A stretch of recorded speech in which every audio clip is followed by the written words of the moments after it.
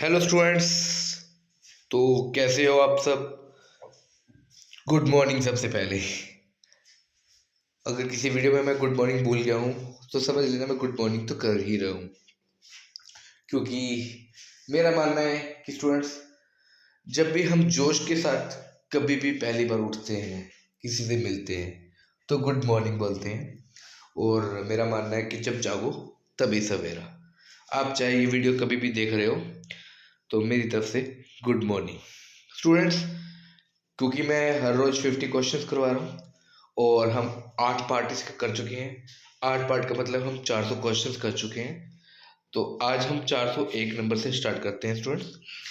तो स्टूडेंट्स सुनिए, ध्यान से देखिएगा, आपके लिए बहुत इंपॉर्टेंट क्वेश्चन रहने वाले हैं ये सब जो भी मैं करवा रहा हूँ। जींद की राजधानी संगरूर में किस प्रसिद्ध देशभक्त ने 1938 में जींद प्रजामंडल की नींव डाली? तो ये थे हंसराज रहबर, जिन्होंने पहली बार जींद प्रजामंडल की नींव डाली थी। ध्यान रखना, बहुत इंपॉर्टेंट क्वेश्चन है। 1937 के विधानसभा चुनाव में किस पार्टी को सर्वाधिक सीट मिली? Unionist party. ये यूनियनिस्ट पार्टी जो थी, इसमें आपके मतलब सर छोटू राम भी थे, वो भी इस पार्टी में थे और यूनियनिस्ट पार्टी बनी थी और यूनियनिस्ट पार्टी को ही विधानसभा चुनाव में सबसे ज्यादा सीट्स मिली थी। स्वामी दयानंद सरस्वती ने रेवाड़ी पहुंचने पर सर्वप्रथम गौशाला प्रारंभ की थी। ये इंपॉर्टेंट क्वेश्चन है कि स्वामी दयानंद सरस्वती जब रेवाड़ी पहुंचे थे तो उन्होंने क्या प्रारंभ किया था सबसे पहले? तो सबसे पहले उन्होंने गौशाला प्रारंभ की थी। 404 नंबर। मणिपुर की भूमि पर सबसे पहले तिरंगा फहराने वाला आजाद हिंद फौज से संबंधित शूरवीर कौन था? मेजर सूरजमल थे। तो मेजर सूरजमल ने मणिपुर की भूमि पे सबसे पहले तिरंगा फहराया था और वो आजाद हिंद फौज से संबंधित थे। क्षमादान को ठुकराने वाले पहले योगी थे योगी चंद्रनाथ, जिन्होंने क्षमादान को ठुकरा दिया था। कांग्रेस विभाजन के बाद अंबाला का उपायुक्त सिकेश था। मतलब कांग्रेस का विभाजन कब हुआ था? 1907 में हुआ था, जब सूरत अधिवेशन हुआ था 1907 में। तो कांग्रेस दो टुकड़ों में विभाजित हो गई थी, गरम दल और नरम दल। उस समय अंबाला का उपायुक्त कौन था? सिकेश था। राज्य के बराबर 1.67% पर भाग पर शिवालिक पर्वत श्रेणी स्थित है। ये जो मैं परसेंटेज में बताता हूँ ना, इन चीज़ों का ध्यान रखना, क्योंकि मैंने आपको बताया था कि जो हरियाणा का क्षेत्रफल है, भारत के क्षेत्रफल का कितने प्रतिशत है? 1.34% है। हरियाणा की जनसंख्या भारत की जनसंख्या का कितने परसेंट है? 2.09% है। भारत में कितने परसेंट वन है? जो हरियाणा की जो जियोग्राफिकल एरिया है उसमें कितने परसेंट वन है? 3.59% वन है। और कितने परसेंट उसमें वन आवरण था? 2.90% था। हरियाणा की जो जनसंख्या वृद्धि दर है वो कितनी थी? 19.90% है। हरियाणा में 2011 की जनगणना के अनुसार शहर में रहने वाले लोग कितने थे? 34.88% है। ठीक है। तो ये परसेंटेज आपको याद रहनी चाहिए। तो राज्य के लगभग कितने प्रतिशत भाग पर शिवालिक पर्वत श्रेणी स्थित है? 1.67% भाग पर शिवालिक पर्वत श्रेणियां स्थित है। और ये शिवालिक पर्वत श्रेणियां हैं कहाँ पे? ये हरियाणा के उत्तर पूर्व में है, जिनके कारण उत्तर पूर्वीय क्षेत्र सर्दियों में सबसे अधिक ठंडा रहता है और सबसे अधिक वर्षा वाला क्षेत्र भी यही है, उत्तर पूर्वीय क्षेत्र। अरावली की पहाड़ियां अधिकांश गुरुग्राम में है। ये ध्यान रखना कि अरावली की पहाड़ियां सबसे अधिक कौन से जिले में आती हैं? कौन से सबसे ज्यादा किस जिले को कवर करती है अरावली की पहाड़ियां? तो अरावली की पहाड़ियां सबसे ज्यादा गुरुग्राम को कवर करती हैं। अरावली पर्वतमाला हरियाणा के दक्षिण भाग में, ये भी याद रखना है कि दक्षिण भाग में है। 30 जुलाई 1919 को गांधी जी को हरियाणा के हिसार जिले से गिरफ्तार किया गया था। हरियाणा को पहली बार कहाँ से गिरफ्तार किया गया था? पलवल जिले से गिरफ्तार किया गया था। पलवल जिले में कब गिरफ्तार किया गया था? 10 अप्रैल 1919 को रोलेट एक्ट के विरोध में। रोलेट एक्ट मार्च 1919 में आया था ना, तो 10 अप्रैल 1919 को गांधी जी जब हरियाणा में आए तो उनको पलवल जिले से गिरफ्तार किया गया था और पलवल जिले में भी उसके रेलवे स्टेशन से।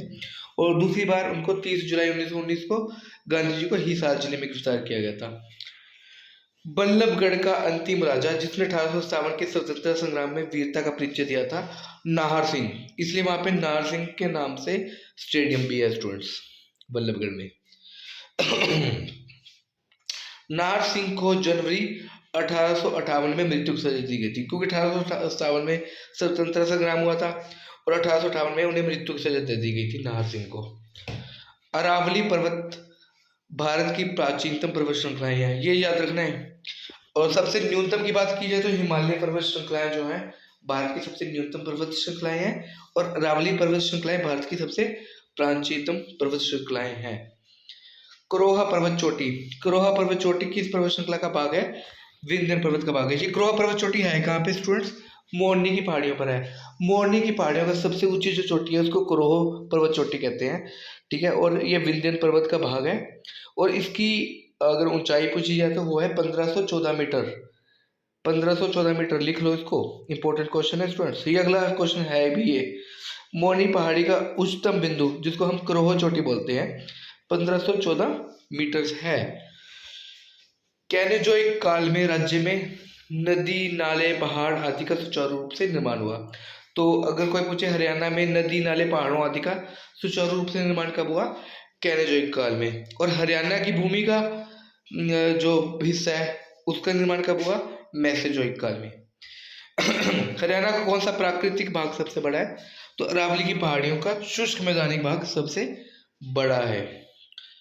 तो यहाँ पे अरावली की पहाड़ी वाला भाग भी आ जाता है, मोरनी की पहाड़ी वाला भाग भी आ जाता है, शिवालिक पहाड़ी वाला भाग भी आ जाता है, और मैदानी भाग भी आ जाता है। च्यवन ऋषि से संबंधित धोसी की पहाड़ियाँ कहाँ पर है? महेंद्रगढ़ जिले में है। बहुत ही इंपॉर्टेंट पहाड़ी है स्टूडेंट्स ये धोसी की पहाड़ियाँ, और ये च्यवन ऋषि से संबंधित है, और यहाँ कहाँ पर है? महेंद्रगढ़ जिले में है। महेंद्रगढ़ जिला मतलब बहुत सारे मिनरल्स के रिसोर्सेज के लिए फेमस है। आपके कॉपर, मैग्नीशियम, अगर कभी कोई भी आप ऐसा आपसे पूछ ले जाए ना, कोई भी ऐसा केमिकल वगैरह जो, या कोई ऐसा मिनरल अगर आपको लगता हो कि आपको पता नहीं है, तो आँख मीच के आप महेंद्रगढ़ लगा सकते हो। आपका 100% तो नहीं मैं कह सकता, लेकिन 95% आपके ठीक हो सकता है। 5% आपका गलत हो जाए अगर आपको नहीं पता तो। अगर आपको एग्जैक्ट पता है तो आप लिख सकते हो। जैसे अगर रोहतक की बात की जाए तो रोहतक में चूना सबसे ज़्यादा होता है, ठीक है। महेंद्रगढ़ में बाकी सारी चीज़ें सबसे ज़्यादा होती हैं, जैसे कॉपर वगैरह की बात की जाए तो महेंद्रगढ़ में सबसे ज़्यादा होता है। महेंद्रगढ़ में लाख की चूड़ियाँ भी बनती हैं। एक और चीज़ बता दूँ इंपॉर्टेंट, महेंद्रगढ़ में लाख की चूड़ियाँ बनती हैं। कोटला की पहाड़ियाँ कहाँ पर है? मेवात में है। मेवात को मिनी पाकिस्तान भी बोलते हैं, और इसका नया नाम नू भी है। लाला लाजपत राय हिसार से लाहौर गए थे 1892 में। लाला लाजपत राय हिसार से लाहौर कब गए थे? 1892 में गए थे। पहले वो हिसार के थे, क्योंकि लाला लाजपत राय हिसार के थे, ठीक है। फरीदाबाद जिले में सूरजकुंड एक प्राचीनतम जलाशय है जो अरावली पर्वतमाला की पृष्ठभूमि में स्थित है।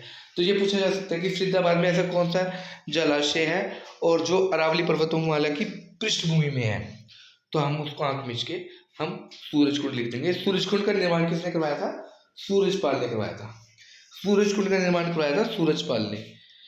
महेंद्रगढ़ जिले में लाइमस्टोन, स्लेट, कॉपर खनिज पाए जाते हैं। देखो स्टूडेंट मैंने खुद ही बता दिया कि यहाँ पे ये खनिज पाए जाते हैं। तो ये कहाँ पे पाए जाते हैं? महेंद्रगढ़ जिले में पाए जाते हैं। रोहतक में चूना ज़्यादा पाया जाता है, मैंने अभी आपको बताया था। महेंद्रगढ़ में चूना पत्थर, कैल्साइट, लोहा ज़्यादा पाए जाते हैं। भिवानी के तोशाम में हिंदुस्तान जिंक लिमिटेड नामक कंपनी किसी बहुमूल्य खनिज की खोज में काम कर रही है। ये भी इंपॉर्टेंट क्वेश्चन है, पूछा जा सकता है कि हिंदुस्तान जिंक लिमिटेड नामक कंपनी किसी बहुमूल्य खोज में काम कर रही है, और वो कहाँ में कर रही है? तो भिवानी के तोशाम में कर रही है। दोषपूर्ण भू राजस्व नीति के कारण 1824 ईस्वी में अंग्रेजों के खिलाफ किन क्षेत्रों में विद्रोह हुआ था? ये भू राजस्व मतलब गलत वो लगा दिया था, लैंड रेवेन्यू लगा दिया गया था। तो 1824 में अंग्रेजों के खिलाफ कुछ क्षेत्रों में विद्रोह हुआ था, जैसे रोहतक, हिसार और गुरुग्राम में। तो उसका यहाँ पे जिक्र किया गया है। नसीबपुर 1857 की क्रांति के लिए जाना जाता है। नसीबपुर जो है 1857 की क्रांति के लिए जाना जाता है। तो ये वहाँ वो क्षेत्र था जहाँ पे रोहतुल्ला राम ने मतलब विद्रोह किया था, 1857 की क्रांति में लीडरशिप संभाली थी। लाला काकाराम को कैथल मंडी में गिरफ्तार किया गया था। ये भी इंपॉर्टेंट क्वेश्चन है स्टूडेंट्स, लाला काकाराम को कहाँ गिरफ्तार किया गया था? तो लाला काकाराम को कैथल मंडी में गिरफ्तार किया गया। हिसार, सिरसा व हांसी में हरियाणा लाइट इन्फेंट्री ने बगावत की थी। पानीपत में बू अली कलंदर मस्जिद के इमाम ने क्रांति की थी। तो ये कहाँ कहाँ से किसने क्रांति की है वो हमें पता होनी चाहिए। 1857 के स्वाधीनता संग्राम में राव तुलाराम ने नारनौल व रेवाड़ी में अंग्रेजों का मुकाबला किया था। तो ये दो क्षेत्र थे, नारनौल व रेवाड़ी, यहाँ पे अंग्रेजों का मुकाबला किया गया था। 1857 के स्वतंत्रता संग्राम में गुरुग्राम के कलेक्टर का नाम था MP फोर्ड। यह भी इंपॉर्टेंट है, याद रखना कि 1857 में जो स्वतंत्रता संग्राम हुआ था उस टाइम में गुरुग्राम के जो कलेक्टर थे उनका नाम क्या था, तो उनका नाम था MP फोर्ड। 434 नंबर पे चलते हैं। 22 अक्टूबर 1920 को भिवानी में अम्बाला डिविजनल पॉलिटिकल कॉन्फ्रेंस का आयोजन किया गया, जिसमें महात्मा गांधी, मौलाना आज़ाद, मौलाना अली, मौलाना शौकत अली, डॉक्टर अंसारी, लाला दुनीचंद, देवदास गांधी आदि नेता भी शामिल हुए। इस सभा की अध्यक्षता मुरलीधर ने की थी। तो ये सिंपल क्वेश्चन है स्टूडेंट, याद रखना। सन 1888 में कांग्रेस कब बनी थी स्टूडेंट? 1885 में बनी थी। 28 दिसंबर 1885 में कांग्रेस बनी थी। और 1888 में इलाहाबाद में कांग्रेस का चौथा अधिवेशन हुआ था। पहला अधिवेशन तो 1885 में हो गया, दूसरा 86 में हुआ, तीसरा 87 में हुआ, और चौथा अधिवेशन कहाँ हुआ, कब हुआ? 1888 में हुआ, और ये इलाहाबाद में हुआ था। और पहला अधिवेशन कहाँ पे हुआ था? मुंबई में हुआ था। तो चौथा अधिवेशन जो इलाहाबाद में हुआ, इसमें किस महत्वपूर्ण राष्ट्र नेता ने जिला हिसार के प्रतिनिधि के रूप में भाग लिया था? लाला लाजपत राय। ये याद रखना स्टूडेंट्स। 1888 में जो कांग्रेस का इलाहाबाद का अधिवेशन हुआ था, उसमें हरियाणा के हिसार से कौन प्रतिनिधि थे उस टाइम में? उस समय उसमें लाला लाजपत राय थे। तो 436 नंबर पे स्टूडेंट्स, हरियाणा का मैदानी भाग समुद्र तल से कितनी ऊंचाई पर स्थित है? तो ये 700 से 900 फीट की ऊंचाई पर स्थित है। हरियाणा के किस मैदान का सबसे ऊंचा भाग नारनौल नगर के दक्षिण पश्चिम में कुलताजपुर ग्राम में है, जो 652 मीटर ऊंचा है? तो ये अरावली का पथरीला प्रदेश है, जहाँ पे पत्थर ज़्यादा है। तो वो जो प्रदेश है वो 652 मीटर ऊंचा है, और ये आपका जो है नारनौल के कुलताजपुर गांव के में है। 1909 ईस्वी में के सुधारों के अनुसार हरियाणा में किन किन व्यक्तियों को पंजाब विधानसभा का सदस्य चुना गया था? तो इसमें जवाहरलाल भार्गव और मौलवी अब्दुल गानी को पंजाब विधानसभा का सदस्य चुना गया था। और वैसे ये हरियाणा के थे। 439 नंबर, 1857 में फरूख नगर के नवाब अहमद अली खान ने अंग्रेजों से युद्ध किया था। तो ये चीज याद रखना है कि किस किस नेता ने कौन से एरिया वाइज, कौन से हिस्से से, डिस्ट्रिक्ट से, और कौन 1857 तो क्रांति थी, भाग लिया था। तो 1857 में फरूख नगर से बात की जाए तो वहां से अहमद अली खान ने अंग्रेजों से युद्ध किया था। हरियाणा का पहला राष्ट्रीय समाचार पत्र था हरिभूमि, और ये 1996 से प्रकाशित हो रहा है। मेरठ क्रांति के समय मेरठ का नवाब कौन था? नायब कोतवाल राव कृष्ण गोपाल थे। मेरठ क्रांति के समय मेरठ के जो नायब कोतवाल थे वो राव कृष्ण गोपाल थे। ब्रिटिश सरकार द्वारा लाला लाजपत राय और सरदार अजीत सिंह को गिरफ्तार करके मांडले जेल 1960 में भेजा गया था। स्टूडेंट्स, 1960 में कांग्रेस का विभाजन हुआ था, सूरत अधिवेशन हुआ था। उस समय लाला लाजपत राय और सरदार अजीत सिंह को गिरफ्तार कर लिया गया था, और इन्हें गिरफ्तार करके कौन सी जेल में भेजा गया था? मांडले जेल में भेजा गया था। लाला लाजपत राय के निर्वासन से उपजी स्थिति का चित्रण कवि बालमुकुंद गुप्त ने किया है।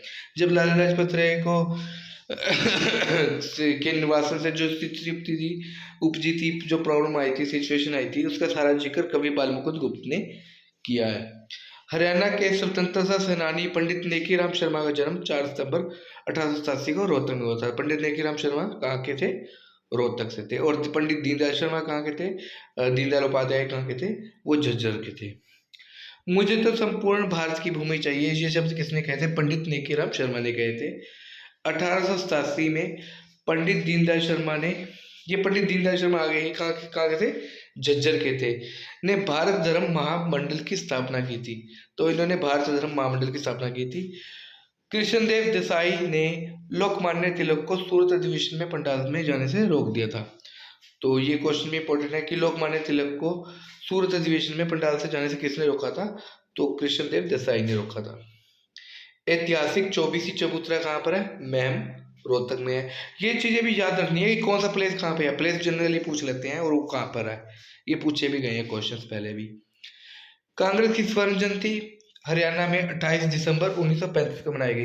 क्योंकि मैंने स्टूडेंट बताया था कि कांग्रेस का जो कांग्रेस की स्थापना हुई थी, कांग्रेस जब बनी थी वो बनी थी 28 दिसंबर 1885 में। 28 दिसंबर 1885 में अगर हम स्वर्ण जयंती की बात करें तो उसमें 50 जोड़ लो तो 1935 हो जाता है। तो इसलिए हरियाणा में 28 दिसंबर 1935 को ही कांग्रेस की स्वर्ण जयंती मनाई गई थी। कांग्रेस के आदेश पर पूरे हरियाणा में स्वतंत्रता दिवस मनाया गया था 12 जनवरी 1932 को। कांग्रेस ने जब कहा था तो पूरे हरियाणा में स्वतंत्रता दिवस घोषित कर दिया गया था 12 जनवरी 1932 में। मतलब कांग्रेस के कहने पे ये स्वतंत्रता दिवस मनाया गया था। तो स्टूडेंट्स आज के लिए इतना ही। बहुत ही इंपॉर्टेंट क्वेश्चंस हैं ये, इनको ध्यान से करिएगा और वीडियोस को बार बार पढ़िएगा। बल्कि मैं तो कहता हूँ 4-5 बार आप पढ़ लीजिए, ताकि आने वाले पेपर में आप आसानी से इन क्वेश्चंस को कर सकते हैं और ये क्वेश्चन आपको कहीं ना कहीं मिलेंगे। ठीक है, तो स्टूडेंट्स ध्यान से करिएगा, तैयारी का ध्यान रखिए। All the best, thank you.